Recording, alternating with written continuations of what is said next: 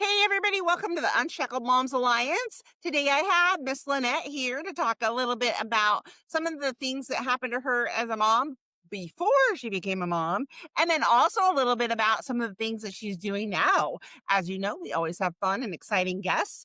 So I can't wait to hear what she has to say. But I also want to do a quick reminder, make sure that you subscribe and like below.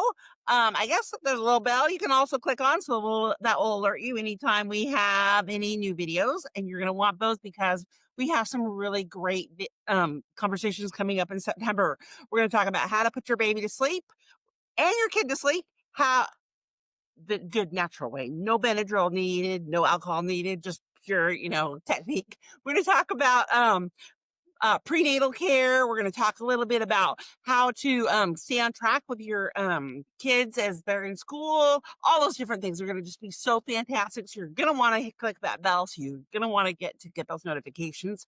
Also, I want to share with you that we have 2 groups coming up. And so you want to click on the Paper Bell Me link down below. We have the Empowered Parents Alliance, where we're going to talk seriously about the LGBTQ plus community, and our kids are being inundated and taught, it's everywhere. And so it's not something that you can, even if you feel like it's not something that you want in your house, or you want, like, how to walk your kids through that. And then also talking about, like, if your kids have come out, what does that mean? What does it look like? How do you process through the bullying and all those different things that come on? And then also our Unshackled Moms Alliance for moms, just to kind of get together and we talk about what it has to do with what being a mom, how to support one another. All those good things are coming up. So in October, so make sure that you check those out. So let's get to this exciting interview today with Lynette, though. Welcome, welcome. Thank you so much for having me. I'm excited. We are so excited to have you. So, for our listeners meeting you for the very first time, can you share a little bit about who you are and what it looks like for you right now? What life Yeah. looks like for you right now?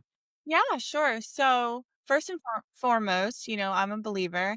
I am a child of God, and faith really drives everything that I do. I'm Yep. a homeschooling mom. I've been married to my husband for 19 years. And life for me looks like spending a lot of time at softball practice and at softball games, homeschooling and working, but most recently getting to be on podcasts and having amazing conversations with people like yourself. It's truly been a joy. I love that. So, you've been through some pretty defining seasons. When you think back on your story, what are some of the biggest turning points that shaped you into who you are today? Yeah, so interestingly enough, when I was first saved, because I was brought up in the Catholic Church, so I didn't give my life to Christ, as a choice, as a decision until I was 19 years old. And I felt like for a long time, because the first 5 years of my life as being a Christian, I felt like there was very little growth. I was in church every week, but I wasn't really, I don't know, I wasn't really like, I didn't feel like I had a testimony. And so for a long time, I was ashamed and I felt guilty, that I didn't feel like I had a testimony. And so it's so interesting now that God has called me to be on podcasts and basically share my testimony. And so when people ask me about my life now, I look back and I'm like, wow, I do have a testimony, a really powerful testimony. So many things that have happened in my life testify to the goodness of God, right? Because it's not a testimony unless you've been through the test. Yep, So true. for me in my life, definitely I would say the biggest, significant moments definitely have to revolve around family. My fertility journey, trying to get pregnant with my girls early on in our marriage. And then shortly after having the girls, my husband was in a very serious accident at work. He burned 40% of his body, second and third degree. He had to have skin grafts. He was Mhm. out of work for a year. That was a really, really tough season, right? And then after that, we went through another difficult season financially. Um, I've had mental health struggles. He's had mental health struggles, but through it all, God, Jesus has always been at the center, and we've come through every challenge stronger. and more united and with a renewed strength. And that's all glory to God. That's amazing. So to circle back a little bit, you traveled. Can you take us into your infertility journey, and then what was it like to live that cycle of hope and disappointment? I know several moms who are listening probably today, or women that are listening today, and that is a struggle. So can you talk a It little was, bit about yes. that? Of course I can. I'm happy to. And it was really a struggle. And I wish I could say, oh, I handled it so well. And I was, just a perfect Christian going through it. But I wasn't. And I firmly believe that all of the challenges I've gone through and the challenges that I did not handle so well, where really my flesh got the best of me and my spirit was suffering, taught me, taught me a lot. Right. And now when I go through challenges and struggles, I see the growth in my spiritual walk, right? When I don't allow circumstances to rob my joy, right? But at that time, I was still a new Christian. I was newly married. Being a mom was the dream at that Yeah, time. That was the yeah. only dream I had. And so I felt like if that wasn't going to happen, what what purpose did I serve? Who was I? Did I have value? Did I matter? Like I felt like I didn't have an identity. I felt like I wasn't good enough. I felt like there was something wrong with me. And I'm Mhm. sure that any woman who's still currently in that season has probably had the enemy come and really kick her while she's down, and she can probably relate to those feelings, right? None of which are actually true. I want to say that. None of which are actually true. But at the time, it overwhelmed me and it consumed me. And I was really depressed. I was really angry with God for a long time. I felt like I was being punished. I felt like, yeah, like it was a punishment for, you know, the things that I'd done wrong previously in my life, the sin that I had in my life, mistakes that I've made. I just felt like it was karma, you know? Um, but again, that's not true. Again, that's just the enemy, right? Because there's so many stories and accounts in the Bible of women who were struggling with fertility, who were deemed to be infertile, and God made a miracle happen for them, right? And he made the same miracle happen for me. And so now I look at it and I count myself to be part of good company. Yeah, yeah. So I know that for me as a woman, like I went 9 years before I finally got pregnant, and, every single month when you look and your period comes, it's like your heart just breaks. It's like, "Great. All my efforts for naught," right? And, and so it's easy for me to look back now and look at my beautiful son and my youngest that I adopted through, foster care, and just like, oh, God answered. But when you're in the midst of it, and you're in the thick of it, like, it is just a dark time. It is. It is. And the enemy wants you to feel like you're alone. He wants you Yeah, to feel like nobody understands. He wants you to feel like it's your fault. He wants you to feel like you're not good enough and you're the problem. yeah, And for too long, I believed those lies for too long. yeah, yeah. Unfortunately, that I think that is so relatable. So too many women do that. So you tell us a little story about you traveled across the country, gonna get your brand new newborn baby, and you Yes. ended up coming back with an empty car seat. So talk a little bit about that for me.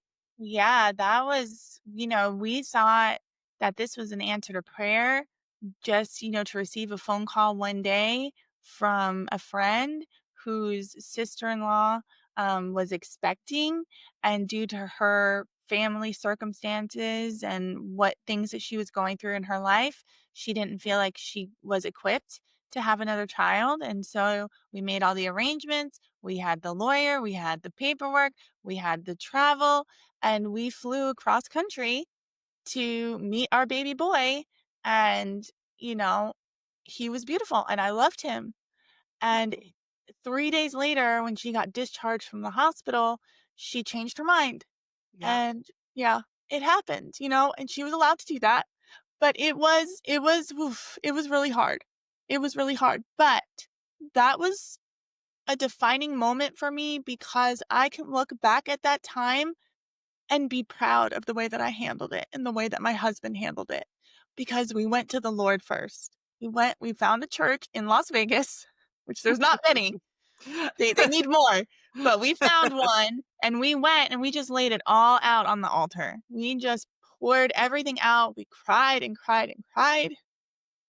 And then we packed up and we started heading home. And having the car seat in the back was such a painful reminder that I asked my husband to just go stop at Walmart on the way and let's return it. I couldn't make the trip with that car seat in the back seat. I just Yep. couldn't do it. I couldn't do it. Yep. So we returned the car seat and we had to drive because federal airline regulations, you can't fly with a newborn. So we had already planned and rented the car to drive home with that, that was our travel plans arrangement. So that's what we had to see through. I would have much Yep. rather a 3-hour flight than a 2-day drive. Yeah. But it is what it is. And honestly, the time, it was good for us to kind of collect our thoughts, to pray with each other, to commiserate with each other before coming back to see family and friends and having to retell the story. And I don't know about you or your listeners, but for me, when people, and I know that they mean well, but when people are offering condolences and stuff, it just brings it all back up for me, right? And it Yep. just makes me sad all over again. It's hard for me.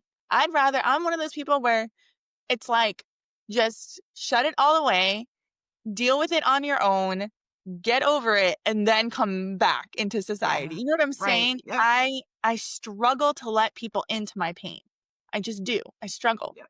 So it was good for me to have a couple of days buffer before I had to see people. And so we got back, and you know what? Our family and our friends were just so great. They Yeah. were so great. They were so supportive. They were really encouraging and kind and loving and just everything that you would want out of the people who love you, right? Yep. So that was all great. They were amazing. Then about 2 weeks after we got back, I found out that I was pregnant. My goodness. Okay, so And before you go on that journey, I just want to finish your story. I just want to circle back just a little bit because I think this is such a great point of help. So you've experienced through that and things that people, and you kind of touched a little bit on things that people say that are that are a struggle and are more yeah. painful than not. Can you elaborate a little bit more on that? Because I think that too often we're well meaning, we say things, but what are some of the things that just are devastating? People don't think about it, but they just are devastating to say. Oh, yeah. So the one that sticks out to me is this one lady basically told me that it was a good thing that the adoption fell through because children belong with their biological parents. Yep, And that was just like a slap in the face because I'm like, she doesn't know this woman. She doesn't know her history. She doesn't know her lifestyle. yep, Maybe if she did, she wouldn't be saying what she's saying, but yep. maybe she would. And that would have just made me angrier. So, I just had to let that go. And I was like, Jesus, take the wheel because otherwise I'm gonna take her face. Um, That's a that real answer. yeah, that was a tough one. That was a Yep. tough one to swallow. Yeah. What was That was some of the best things that people said to you that were just such an incredible comfort? um honestly, it was the people that were praying for us. They comforted us by just encouraging us, that God has a plan, that we would Mhm. make great parents, that the story's not over. And that's Yep, the hard part about being in the middle, because you can't see the beginning from the end. What you yep, see is kind of gives you that feeling of like, this is it. This is the yep, reality that I'm in, the space I'm in right now, that this is the end and it's always going to be this way. But yep. that's just not true. That's just not true. I No, always it's a chapter, not the book. Exactly. I always say that if it's not good, then God's not done. And I Yeah, believe that because of everything that I've been through. I've been through Yep. so many hard times in the middle, and God has always faithfully worked everything out for his good purpose and elevated us through the hard season. We end up, just like Job, we end up better at the end than when we were at the beginning, and certainly better than when you're at the middle, right?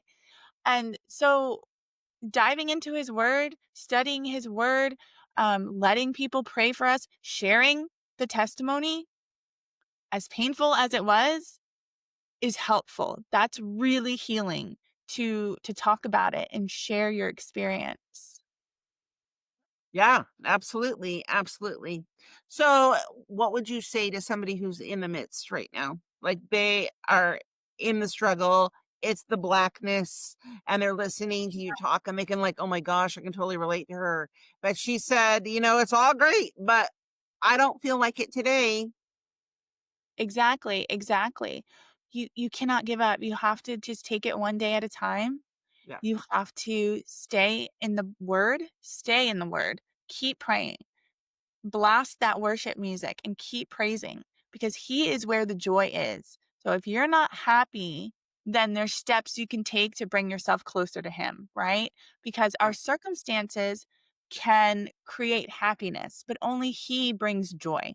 And joy surpasses any circumstance. And so yeah, even if everything in your life has to stop and you just have to be like Mary and just sit at the feet of Jesus, all day, every day, because he is the only source of joy and comfort in your life, then do that.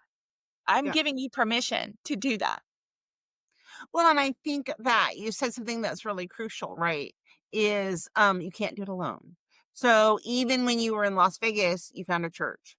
Yep. And when you came home, your church family, your family, those who love you and support you, like it's important. You feel like, you know what? I want to get on my bed. I want to curl up in a ball and I don't ever want to get out. Like, let me pull the covers over my head till this whole season passes. Thank you very much. Right. But the Yeah. reality is the importance of going with people who love you, being with people who support you is invaluable. Yeah, yeah, because again, like we said earlier in the show, that the enemy really loves to make us feel like we're alone, right? Yeah, Like we're the only ones, nobody's going to understand us, nobody is going to be able to empathize, nobody's going to be able to make us feel better. And that's just not true. That's just not true. You have to be vulnerable, right? You have to be yeah, willing to let others help you. And yeah. that is a struggle for me because I love helping others. I don't like letting other people help me. I So think it's there are many people who can hard. relate to that. Yes, Yeah, it yeah, being in that place of needing help is hard. yeah.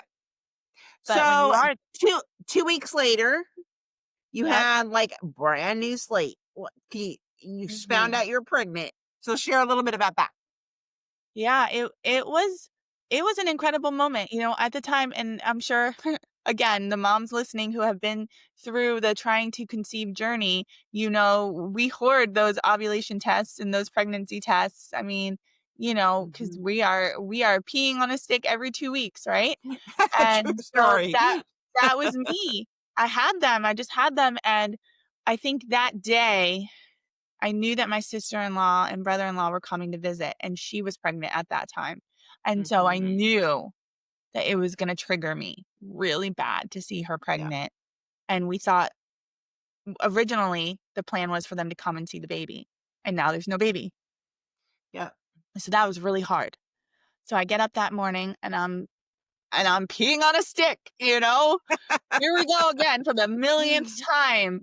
Why? Mhm. I don't know. It was really just because I was so emotional. It was really just because I just needed something good. I just felt like I need a win. I need a win, right? Yep. Yep. And that test turned pink and I just couldn't stop the tears. I was just crying, crying, crying. And I ran in to tell my husband and he was still asleep. And I woke him up and when he saw that I was crying, it's so funny. We still laugh about this because he thought that our dog got hit by a car and that's why I was crying. He's like, "Oh no, did Brownie get hit by a car?" And I was like, "No, I'm pregnant." He was like, "What?" Yeah.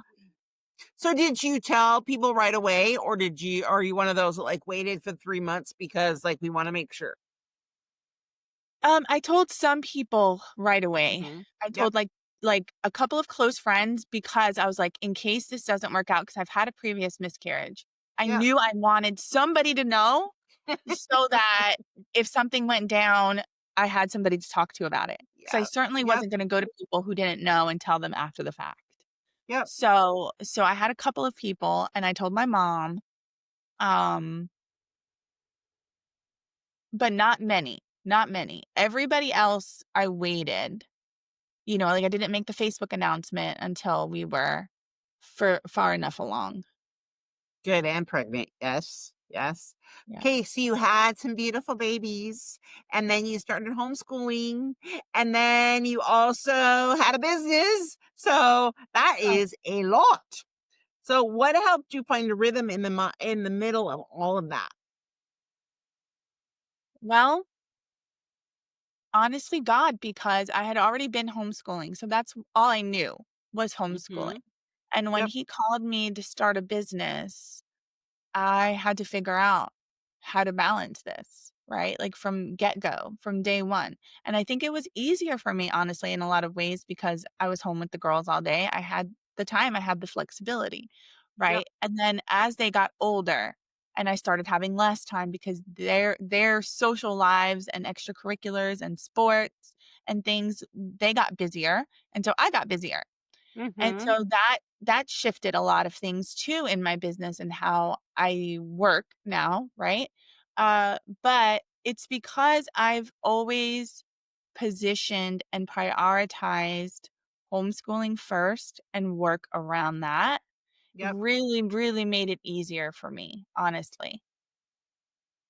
That's great. So, how do you discern when God is asking you to pivot in business or in life, even when it doesn't really make sense on paper? Yeah. So I'm actually in that season right now. And the way that I know that it's God is because it's almost always not something I would choose to do for myself. I didn't choose to go into business for myself. That was God. It wasn't on my radar. It wasn't my plan. And then when he wanted me to pivot and shift to digital marketing and e commerce, I was not comfortable with that at all because it's not what my background is in. Yep. Right. Um, so that was a stretch again and not something I would chose for myself. But I know that he called me to it. I know that he said he would bless it. And so I was obedient to that. Right.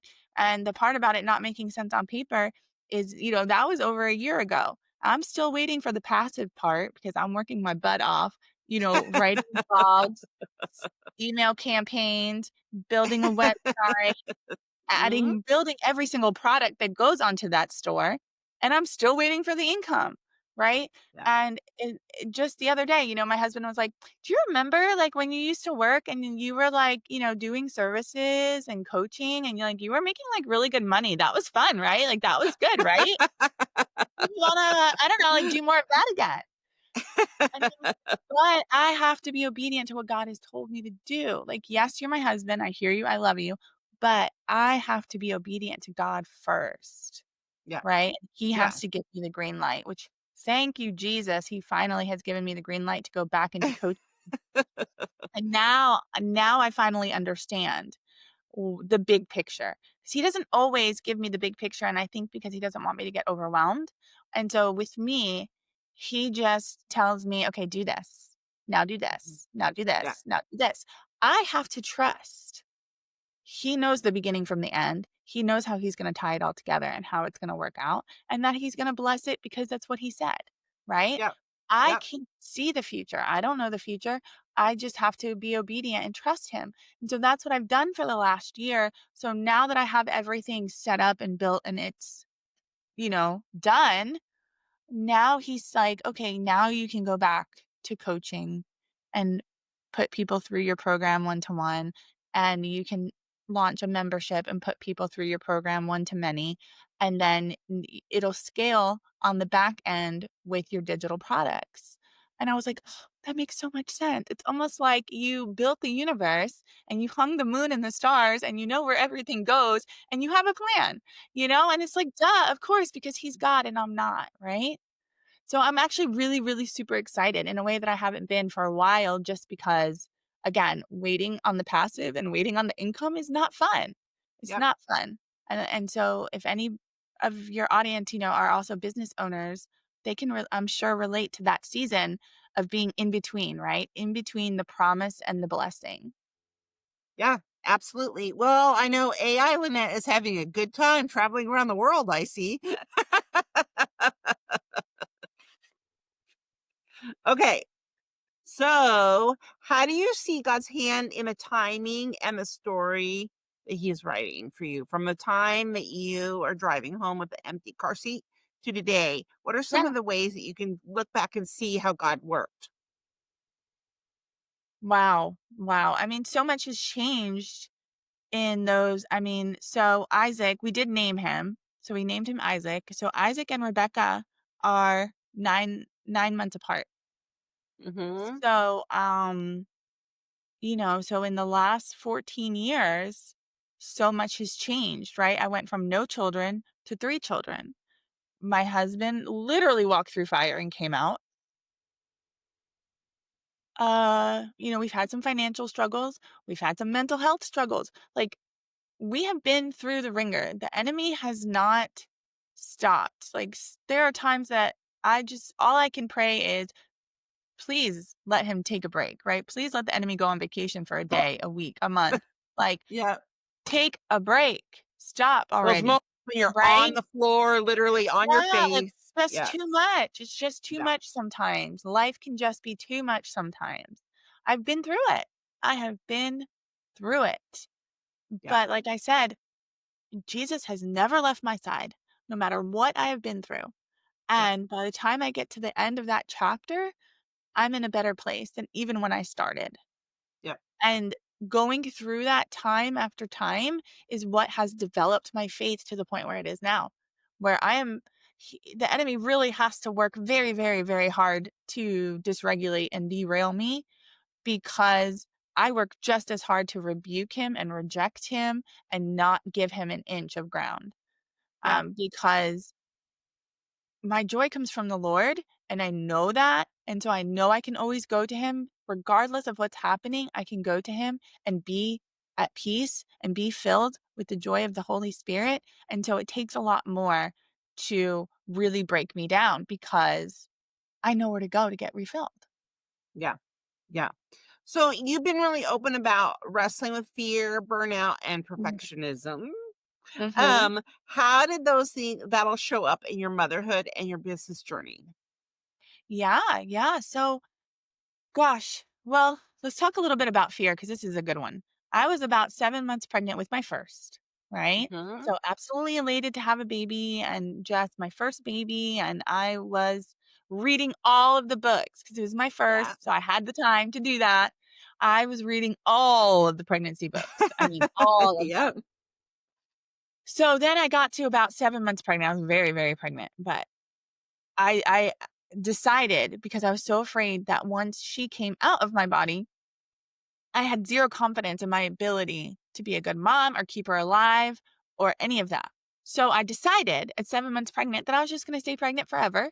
She was never going to come out of my body. Oh yeah, I was convinced. I was, I was like, nope, she's staying in forever.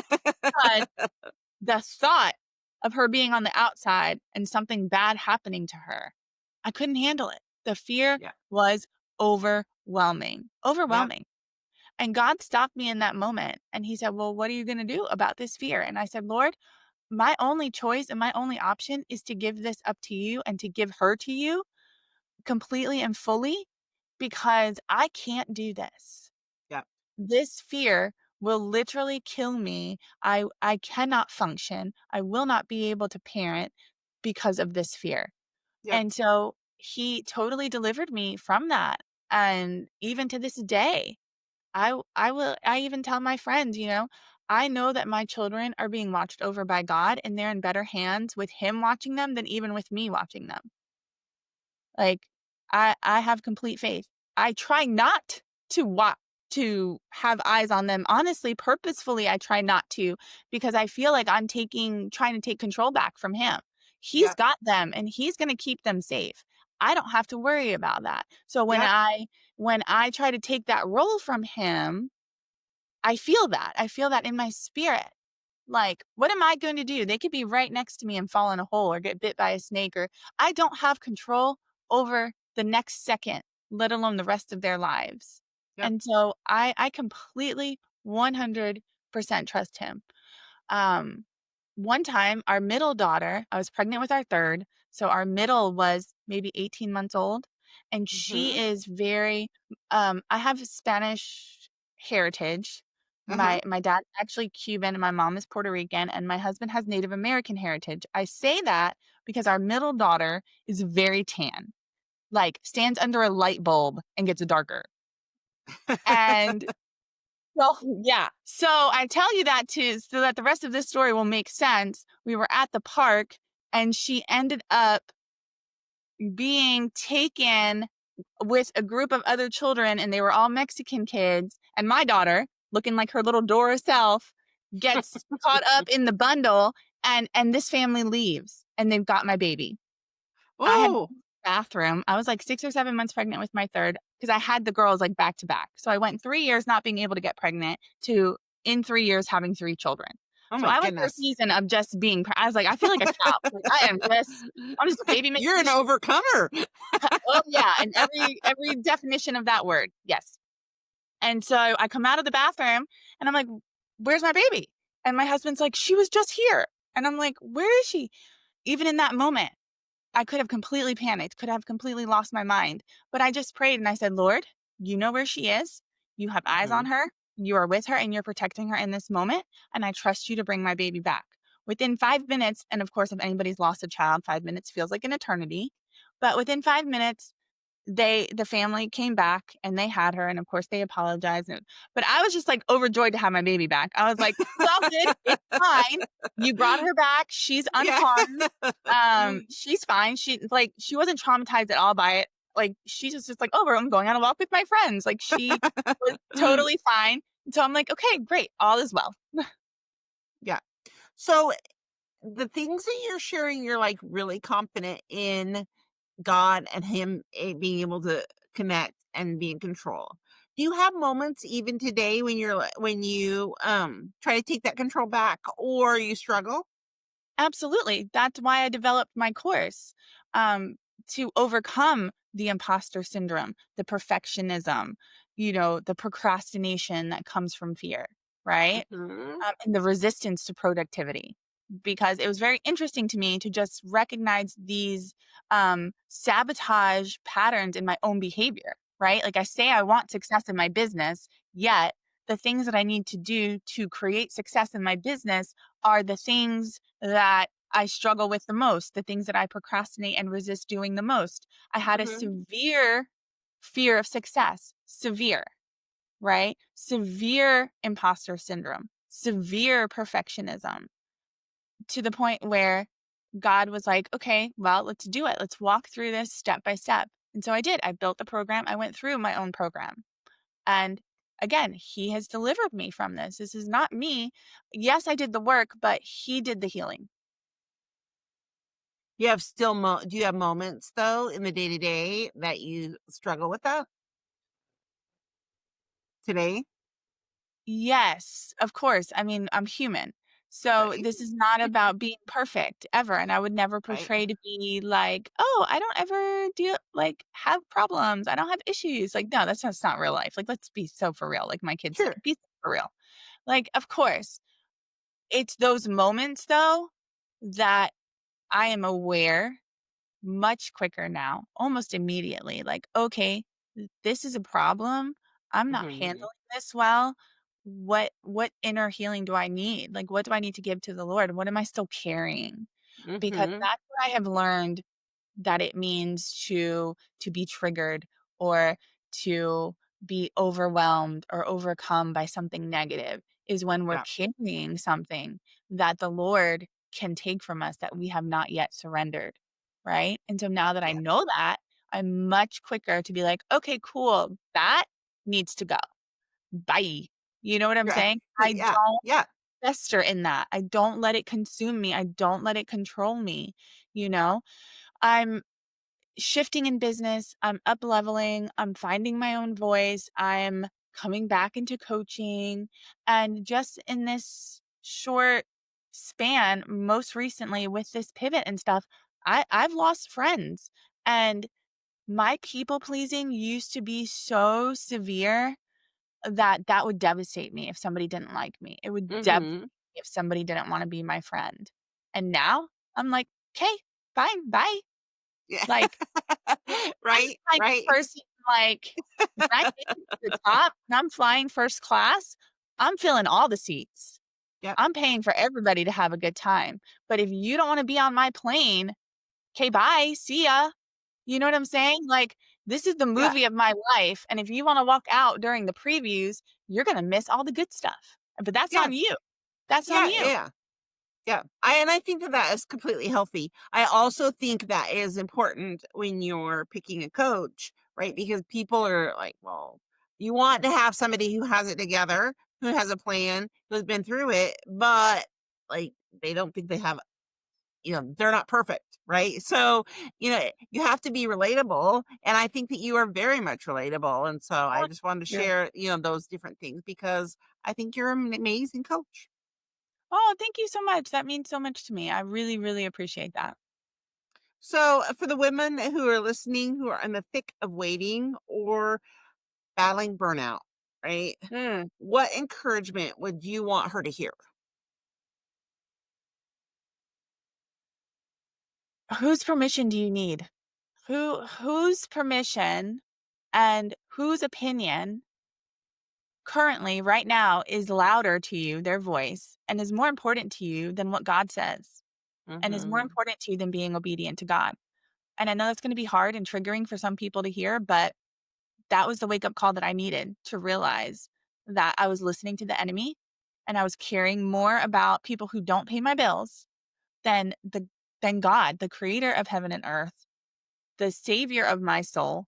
I was not listening to him and giving him my full attention, and Yep. I was worrying about people and what they were going to say and think. And again, as somebody who's a, recovering people pleaser, Yeah. that is not an easy thing.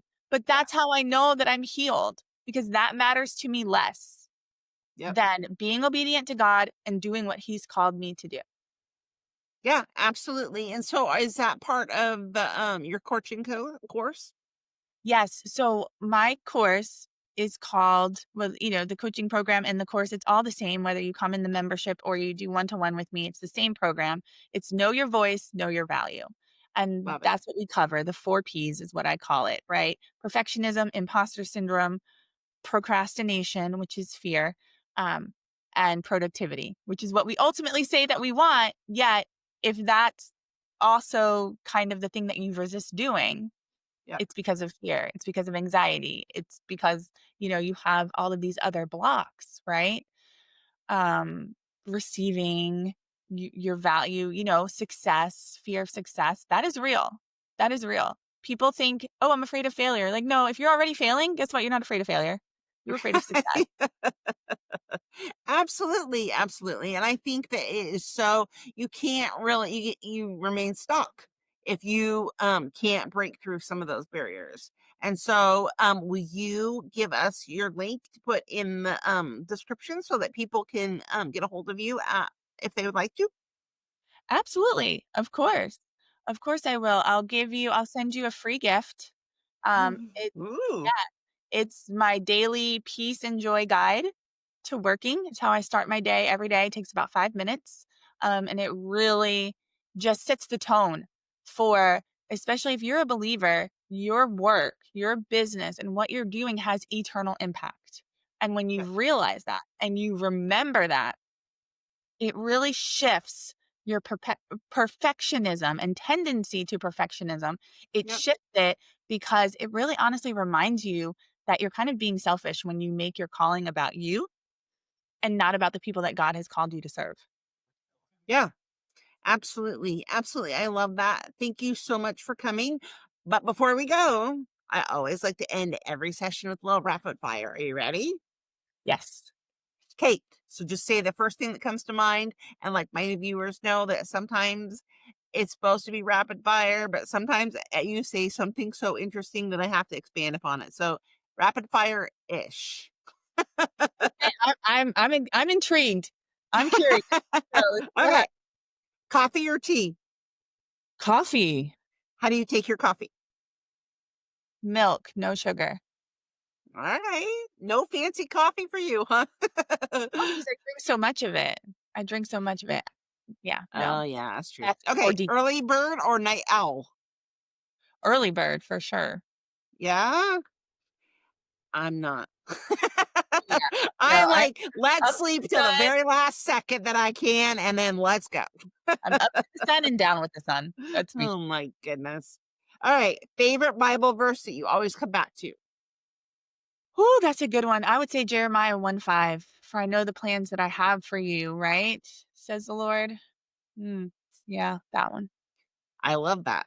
Plans give you hope, right? Future. Exactly. And Okay. hope springs eternal. Saying for a reason. Absolutely. Because I think that sometimes we feel so hopeless in the midst of the day to day, working on whatever God has called us to, that struggle. It's like, no, no, no. God has given you a hope and a future. You may not see it today, but you'll see it in future. Yeah. Okay. Comfort food you can eat any day. Comfort food I could eat any day. Pi Calories, like throwing out anything, whatever. Pizza. Ooh, what do you like on your pizza? Pineapple? I do like pineapple. Oh, yeah. I like pepperoni. I like meatballs. I like all the veggies. You can put all the veggies on my pizza. I love it. Yeah, yeah. My boys always give me a bad time. It's like, "You have a salad on a crust." I'm okay with that. It's so good, though. It is so good. Like, you will have everything. You've got the tomatoes, the cheese, the bread. It's healthy. Yes. Give me the artichoke hearts, give me Oh, all the, yes. the Oh, the roasted artichoke heart. tomatoes, all My the goodies. Yes, I'm How about on. that, Yes. that garlic sauce from Papa John's? Ugh. Yes, I know, right? It's All good. right, I'm getting hungry now. All right. What is your dream vacation spot? Oh, Australia. I so badly wanna go to Australia and hold a baby wallaby or baby kangaroo, like, that is my dream. Aw, Mhm. I love it. What's one word your kids would use to describe you? Oh my gosh. They would probably say that I'm corny. Yeah. Ah, see, I knew we were soul sisters. Last thing besides right now that made you laugh out loud. Oh gosh, my children are always showing me the craziest stuff on TikTok, like unreal videos. They always get me with those. They show me some crazy funny things. We have a good time. They keep you going, huh? There's some pretty crazy things on TikTok. I know my boys do the same, and I'm like, Yeah, it cracks I'm me like, up. "This is great. It's great." Like, I love it. I really do. I guess as a content creator, I can appreciate other people's content, you know? Yeah, Uh, yeah, and I it's think TikToks are kids' love language. I'm convinced. I really know are. mine sure, like, throughout the day, I'll get them in my messenger as I'm working or whatever. Yeah, and "Oh, my check this husband out." too, he's just as bad as my kids, only his are Facebook Reels. But in between the Facebook Reels and the TikToks, they're always throwing stuff at me. Totally. Thank you again so much for coming, and, for those of you who are listening, don't forget to hit like and subscribe and click that little bell so that you can get, reminded when we have some good videos coming on.